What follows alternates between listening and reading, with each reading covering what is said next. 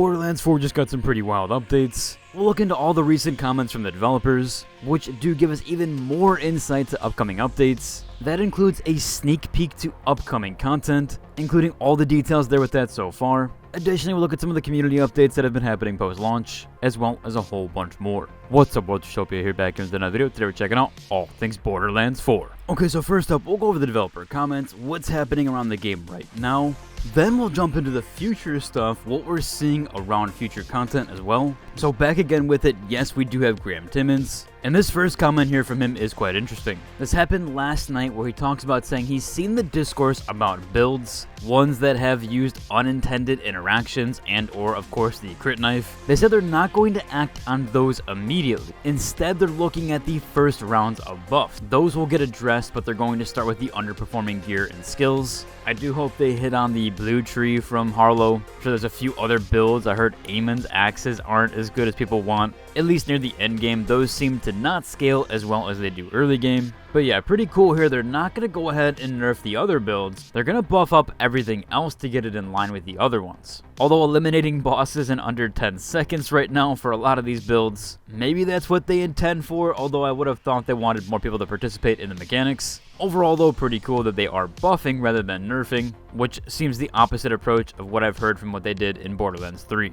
Now, of course, it wouldn't be a tweet without a reply about the FOV slider and memory leak on console. And Timmons again here says, it's coming, I won't give a date until it's for sure, but it is the priority for us as they know it's important to the community, just a little more patience. And again, same comment here last night, any latest updates on the FOV for console? He said it is looking good, they just don't have a date yet. So it does look like they are still going through with that, and that things are still going good on the back end.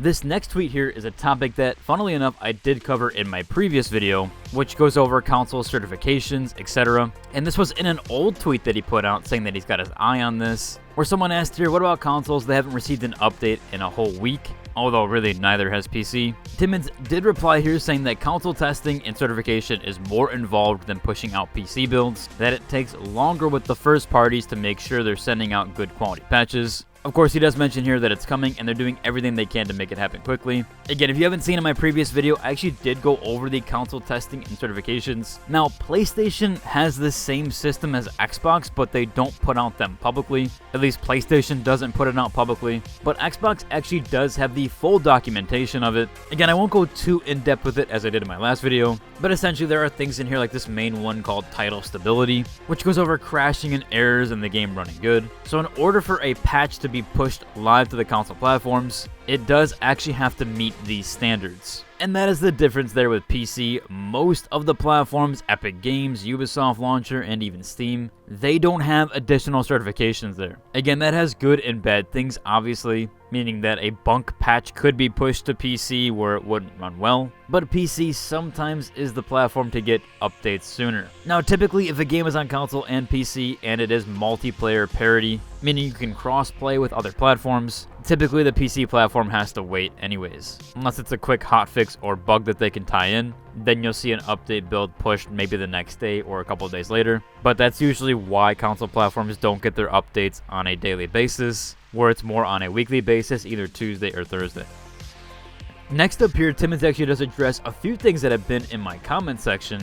People have been talking about missing items or even skill points. Again, asked here, anything for those who are missing skill points, I shouldn't have to download a mod to fix this. And of course, if you're not on PC, you can actually fix that. Timmons does address it here, saying they've seen this issue and have some fixes incoming, but they won't be in this immediate patch. He said, I know it's not helpful right now, maybe play around with another character in the meantime. They have detected this and fixed up broken characters, but it's not going to be in this upcoming patch. So unfortunately, whether the next upcoming patch comes out today, tomorrow, or more than likely on Thursday, that fix is not going to be applied just yet. So for those of you that do have a missing skill point, more than likely you're going to have to start another character, at least if you want to play the game for another week without missing that. I've also had this talked about in my comments section. People are missing a lot of collectibles. This one in specific is the Deco-4, which is a Maurice Echo log. It's the final one, and apparently it is impossible to obtain on your first character. Essentially, it is given to you if you start as a level 30 character though. Seems like a somewhat easy fix there, although for players that don't want an additional character, That does seem like a bit of an issue. Timmons does say here they're noted that one and they'll look into it. He's also pretty sure that they have an idea of what might have happened there. There are a few other hard locks that people have talked about. Hopefully they do eventually address those. Another issue here that players have presented is the one talking about scaling. This person here says that they were getting ripped apart in the later areas, where Timmons recommended them going to do some side quests and then go back to it. However, they did mention they went and did that side content for a couple of hours. They came back and encountered the exact same thing here, where enemies actually did scale 3 levels above them. So instead of them being level 32 like him, they were level 35. And some even had warnings above their head. I did encounter this as well, but I just kind of pushed through the campaign, where I essentially originally built my character around survivability. And I get not everyone can do that, of course, especially with different gear. However, Timmons did address this though. He said, can you post a few screenshots of your world map for me? That'll help them understand and explain your experience. I do actually kind of agree here that it is a bit of an issue that you can't just push the campaign. That to me feels like a bit of a time gate and kind of play gate there, where essentially they want to force you into side missions if you want to push the campaign. Again, I was still able to. I never did a single side quest through the entire campaign. As someone that just wants to get to endgame quickly, that's what I like to do. So when I feel forced to do side content, that does feel a bit egregious. And it did feel a bit weird because the enemies in the open world would scale sometimes 5+ levels above me. I was still able to take them down, but they were a bit of a pain, especially when I didn't get overpowered gear early. But then as soon as I got into a campaign mission, they scaled back down to my level. So it was just kind of pushing through those open world areas to get to the actual campaign mission. Yeah, I wasn't the biggest fan of that, but it does seem a bit too late to address it. Although for those that still push the campaign later on, hopefully they do. Moving on here from Timmons' comments, yes, I did say we're getting some future content, and we have all the details known so far about the unveil for that. So if we jump back here to the post-launch roadmap of Borderlands 4, you can see here they talk about this, saying that you can learn more about Vault Hunter included in their first story pack by tuning in during the Tokyo Game Show 2025. That's happening toward the end of September. Well, guess what? It is the end of September.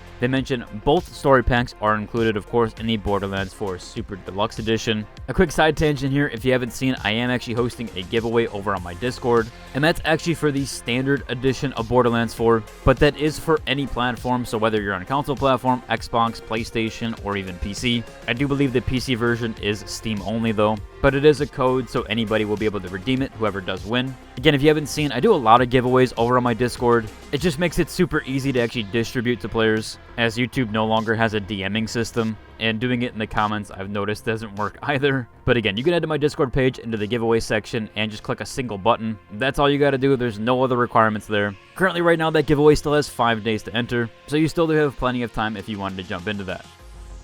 Moving back here to the Tokyo Game Show though, as they mentioned that Borderlands 4 will unveil its new story content at the Tokyo Game Show. Now this is actually running from September 25th to the 28th. The business days are the 25th and the 26th, where the public days, so open to the public, people can just visit the event itself, is from the 27th to the 28th. They actually did drop the scheduling here and when we're going to be seeing that one, and Borderlands here did make the cut for this, where it does look like September 28th is when they're going to be doing the Borderlands 4 TGS special stage break free, and it does look like that event is going to last for an hour. Now, because of the date and time, this actually is on the 27th for those of us in North America, so that's actually running from 9:30 p.m. to 10:30 p.m. Central Time, which is on September 27th. Same thing there for Eastern, 10:30 to 11:30, so still technically the 27th, and Pacific as well will be 7:30 to 8:30. You can see the full showcase for this event details here, where they are doing that stage event, and we could see a few of the special guests. Of course, Randy Pitchford's also going to be there, so he's the main headliner for that event. But there are a few other guest appearances here, the voice of Vex, as well as some other Japanese creators. Now, for those of us, many of us that can't go to the TGS, you might be asking, how can I view this live, or when can I watch it, where can I watch it? I'm going to include a link to the Tokyo Game Show YouTube account, where it will be under the live section, as well as the Tokyo Game Show Twitch account. So either platform, I'm going to link both down below in case, and you can view on either platform. Now, that wasn't all for the future content. We do have one more here, and this is actually PAX Australia, which is happening in October from the 10th to the 12th, and Gearbox again is joining PAX Australia, where they will be featuring all new upcoming content and never before heard stories from behind the scenes development.